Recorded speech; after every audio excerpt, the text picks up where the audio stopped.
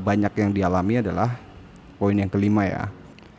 Welcome back to my channel Rudy Konsultan, channel yang membahas tentang informasi perpajakan dan tutorial tentang aplikasi perpajakan.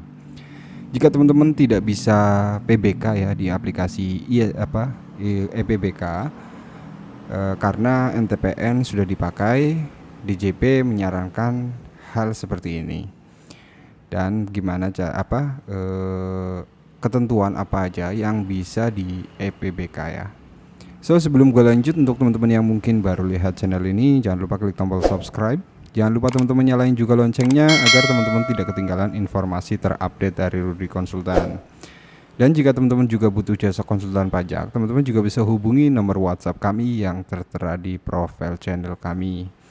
Jadi ini adalah EPBK kan sudah launching ya, teman-teman bisa melakukan elektronik pemindah bukuan dengan secara online, yaitu melalui menu layanan ya di djponline.pajak.go.id. Nah, cuman seringkali ada beberapa teman kita atau relasi kita yaitu tidak bisa melakukan EPBK dikarenakan NTPN sudah dipakai. Nah, ini adalah solusinya.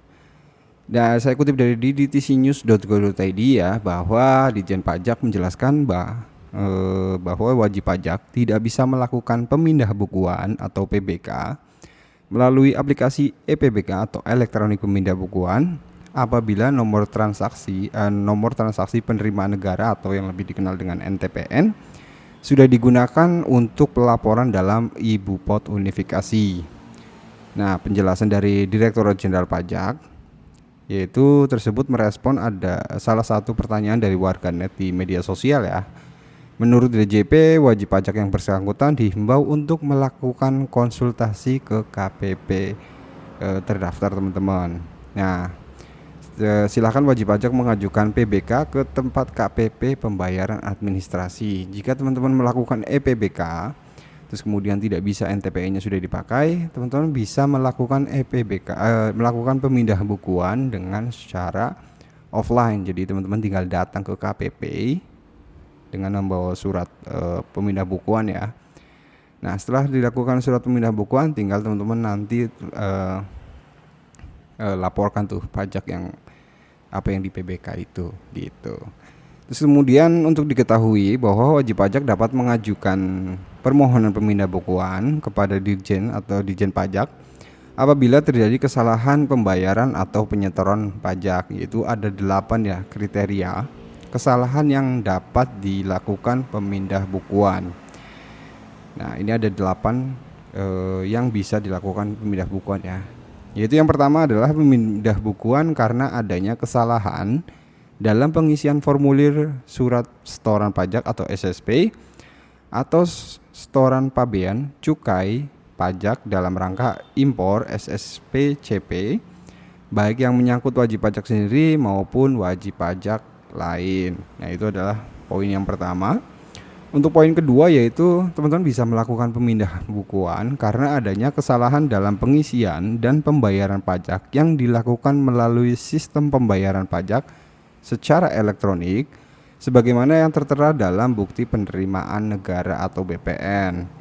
Nah, untuk poin yang ketiga, pemindah bukuan karena adanya kesalahan perekaman atas SSP, SSP-CP yang dilakukan bank persepsi atau pos persepsi atau bank devisa persepsi atau bank persepsi mata uang asing.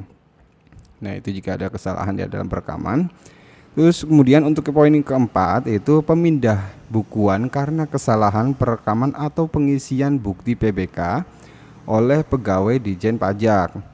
Terus kemudian untuk poin yang kelima yaitu pemindah bukuan dalam rangka memecahkan setoran pajak atau SSP, SSP-CP, BPN atau bukti PBK yang menjadi beberapa jenis pajak atau setoran beberapa wajib pajak atau objek pajak PBB. Nah, ini yang untuk poin kelima yang lebih banyak dilakukan ya. Jadi ketika ada pembayaran jauh lebih besar akhirnya dipecah masuknya, satu mungkin masuk objek pajak 21, satu mungkin masuk objek pajak 23 gitu. Jadi banyak yang dialami adalah poin yang kelima ya.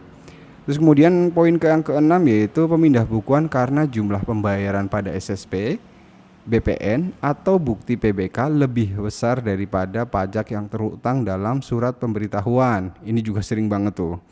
Karena surat ketetapan pajak, surat tagihan pajak, atau surat pemberitahuan pajak terutang. Terus kemudian surat ketetapan pajak PBB atau surat tagihan pajak PBB. Ini juga poin yang keenam sering banget tuh kita katakan, misalnya terhutangnya misalnya anggap 1.122.000, kadang kita suka misalnya jadi 1,3, jadi ada kelebihan ya. Nah itu bisa tuh teman-teman melakukan PBK menjadi 2 ya, yaitu yang pertama sesuai dengan yang nilai terutang, kemudian sisanya itu teman-teman bisa lakukan PBK ke misalnya untuk pajak 21 atau mungkin untuk PPN bulan berikutnya atau apa gitu ya.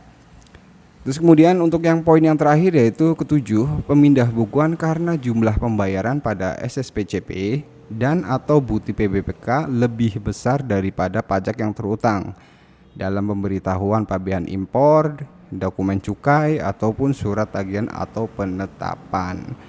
Nah itu adalah 8 ya kriteria yang teman-teman bisa melakukan PBK.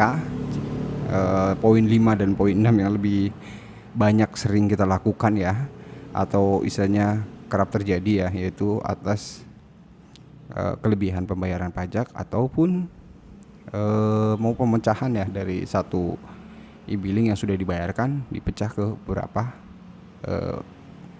pajak gitu, beberapa PPH.